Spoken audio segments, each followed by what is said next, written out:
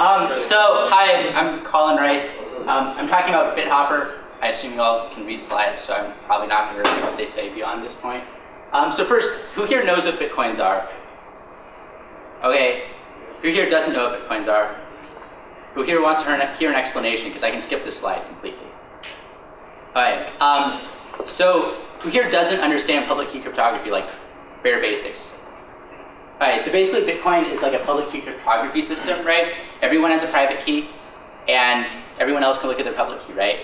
And so you can make a currency system based on this. So if you know that I have 10 bucks, and I want to spend those 10 bucks, I can write down, I'm giving 10 bucks to Bra, and then I can sign it with my private key, and everyone else can verify that that transaction is true, because they know I have 10 bucks, and they know that matches my private key, right?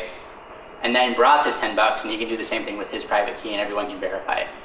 The only issue with this is that if I spend 10 bucks and tell everyone that I'm giving 10 to Bra, and then I also spend 10 bucks and tell everyone I'm giving it to Asher, there's no way to verify who it actually should go to, because I just spent 20 bucks. But each transaction on its own checks out, because I have $10. So how Bitcoin solves this problem is you make a block. So basically these blocks are generated every, I actually have no idea, 10, 20 minutes, something like that, 10 minutes. And inside the blocks is just a huge list of transactions. And how they control block generation is the hash has to be less. If you take the hash, actually take twice the hash, and then you convert it to decimal, it has to be less than a cutoff. And so as the network gets more or less hashing power, the cutoff dynamically changes. But that's basically all you need to know. Does anyone have any questions about how Bitcoins work? All right. So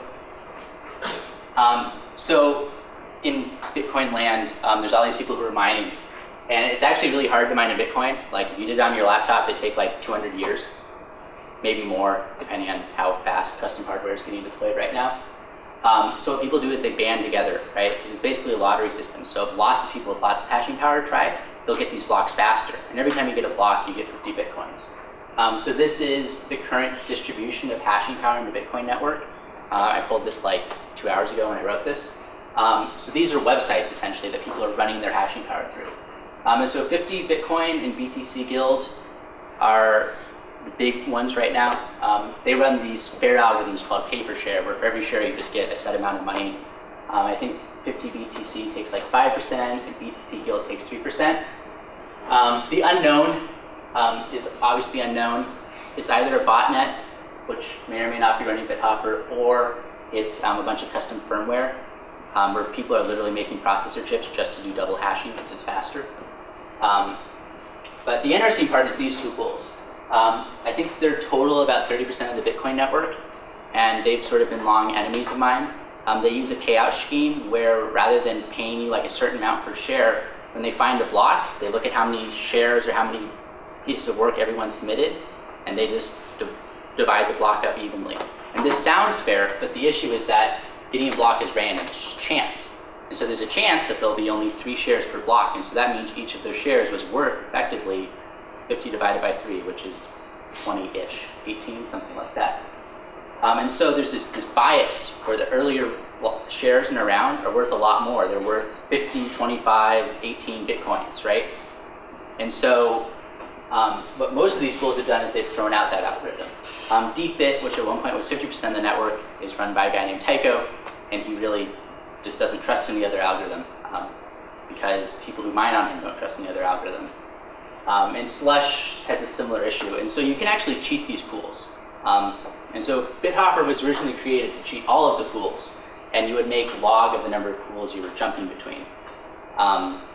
Most of the pools, partially as a result of BitHopper and partially as a result of people just complaining to them a lot, switched to fairer algorithms. So paying per share, there's some complicated geometric ones. You can pay for the last difficulty shares. There's like 15 or 20 ways to pay out.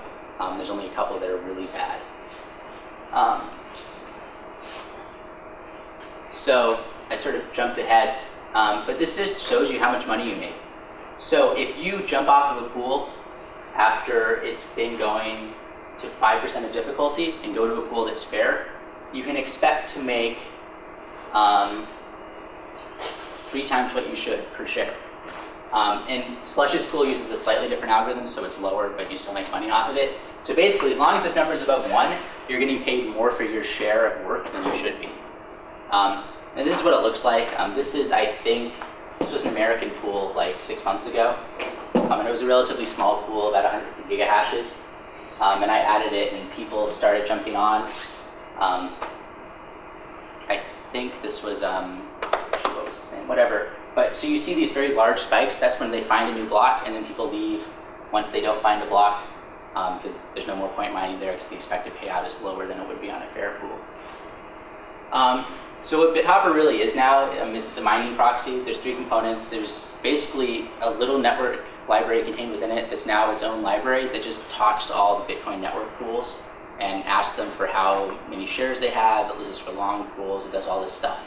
And people actually think it's pretty cool because you can just look at the BitHopper status page and basically get a status of all the mining sites and see who's found a block recently, how many shares they're at, that sort of thing.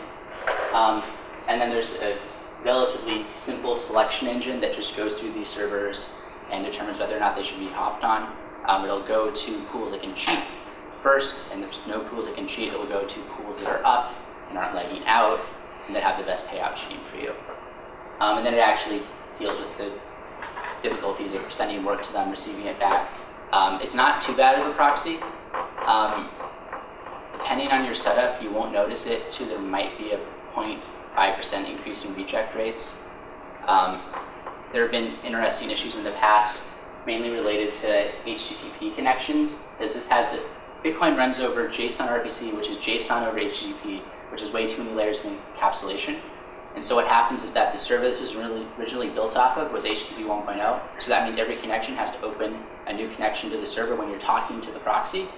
And so there are guys who have a couple thousand machines that are making 20, 30 requests per second on each machine, and they were running out of sockets on Linux and causing kernel panics. So it's partially fixed now. So this semester, what I'm actually trying to do is crush DeepBit. So I want to help people make a lot of money off DeepBit by jumping on it when it's fake, or sorry, when it's profitable. The reason this hasn't been done already is that DeepBit spent a lot of time removing all information off their website, so they won't tell you whether or not they found a block for an hour. The issue is that there's still information leaking out. Because of how the Bitcoin network works, whenever you find a block, the actual mining pools send out these messages, and then all the other pools repeat the message. So what you can do is you can actually set up a pretty simple linear model looking at the timing delays and figure out with a small chance of error which pool the message came from. And there have been some standalone versions of this, but no one actually tied it into a pool hopper. They were mainly sort of proof of concepts to try and convince these pools to switch. But they haven't, and they're hanging on, so I want to crush them. So the progress so far is I'm scraping DeepBit. So this is their pool statistics page. It's delayed by an hour. So what this is actually links to all of their blocks that they found and various information. All I really care about is the list of blocks they found, because then what I'm doing is I'm storing that along with the timings I'm getting on the server, and then I can just run a linear regression model, or just a simple linear machine learning model across it to get the result. So right now I'm getting the information, I'm storing it, but I haven't actually run the algorithm across it. But it should be pretty simple. But the issue with this is that this only really works super duper well if you're on an Amazon EC2 node, because most of these pools are hosted inside the Amazon cloud. And so once you get to a commercial ISP, like sitting here at RPI or at my home in Seattle, the timings are all pretty much identical because they're all coming from the same data center out in the East Coast. And so the better way to do it is to put your BitHopper node inside of Amazon, which people have done, and then look at the timings from that end, because those timings are very dramatic because you're basically directly connected to every server and there's no network lag. And so obviously not everyone wants to host a node inside of BitHopper. So what I want to do is, once this basic linear model is done, is have everyone publish their results in a distributed hash table. And so what you'll do is you'll look at your own results and how accurate it's been over the last however many blocks you've received, and then look at other people's results.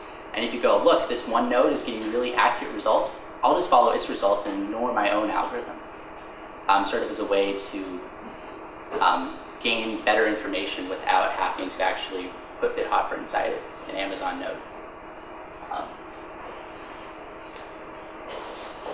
Oh, well, that's to do. So any questions? Should I disappear? What do the political implications of Bitcoin. Like if some country had a run on the banks or something and their currency collapsed, would it be feasible to use Bitcoin as like a currency for everyday transactions? So what's interesting is that people actually are using Bitcoin as a currency for everyday transactions. There are these people in Maine who would think the world is going to end, and so they buy lots of gold. And recently what they've started doing is splitting. They're buying 50% gold, 50% Bitcoins. In reality, it works okay. I bought stuff with Bitcoins, but there is a delay in the network transactions. It takes about 10 or 20 minutes for the transaction to propagate. And so it is a little slow. So for day-to-day stuff like buying a cup of coffee, 20 minutes is ridiculous. If you're buying something off Amazon, 20 minutes until you get the confirmation email, not so bad. You could do it. I'm sure someone is trying it somewhere. What really needs to happen though is you need to be able to embed a Bitcoin client on like your phone or something. And there are clients available, but they're not very good.